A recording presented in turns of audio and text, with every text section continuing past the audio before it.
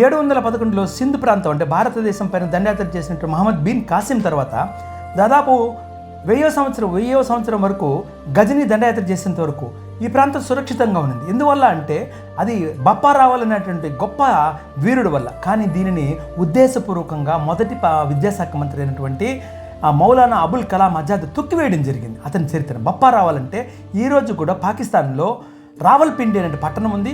ఆ పట్టణంలో రావల్ కోట అనేటువంటి కోట ఉంది. ఇది ప్రబల సాక్ష్యం. అటువంటి గొప్ప వీరుడు రాజస్థాన్లోని మేవాడ్ ప్రాంతం నుంచి జన్మించాడు. కాలభోజుడు అనేటువంటి పేరుతో ప్రసిద్ధిగాంచాడు.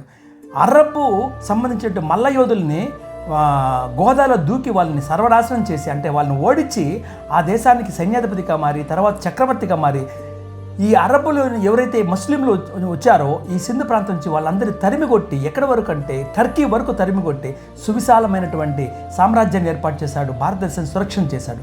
అటువంటి వ్యక్తిని తొక్కివేశాడు మౌలానా అబుల్ కలాం ఆజాద్.